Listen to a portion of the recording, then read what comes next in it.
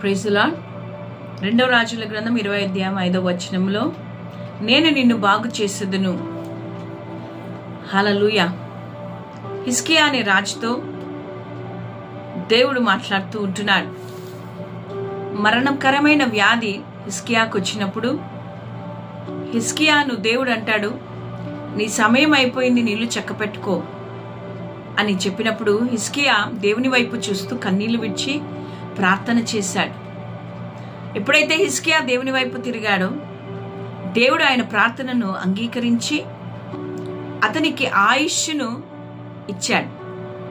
అతని రోగమును బాగు చేసి నీకు 15 సంవత్సరాల ఆయుష్ను ఇస్తానని దేవుడు వాగ్దానము చేశాడు.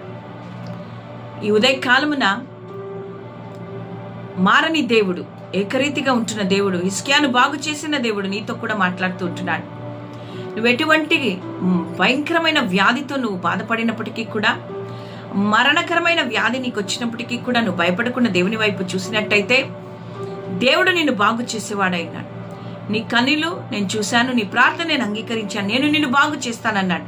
ఎందుకంటే ఆయన స్వస్థపరిచే యెహోవా, ఆయన వాక్కును పంపి బాగు చేసే దేవుడు.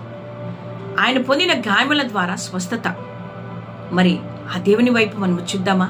హిజ్కియా వలె విశ్వాసము కలిగిన వారిగా మనుషుల వైపు కాకుండా జీవము కలిగిన దేవుని వైపు మనం చూసినట్టయితే మనను ఆయన బాగు చేసి స్వస్థతనిచ్చే దేవుడు. క్యాన్సర్, డయాబెటీస్, బీపీ, ఆర్థరైటిస్, మరి ఎటువంటి దీర్ఘకాల వ్యాధులతో నువ్వు బాధపడుతున్నప్పటికీ కూడా ఇదిగో దేవుడు నిన్ను బాగు చేయాలని ఇష్టపడి ఉదయకాలమున నీ సృష్టికర్త అయిన దేవుడు నిన్ను బాగు చేసి నీకు ఆరోగ్యమును కలుగజేస్తాడు. దేవుడు నిన్ను దీవించును గాక. ఆమేన్.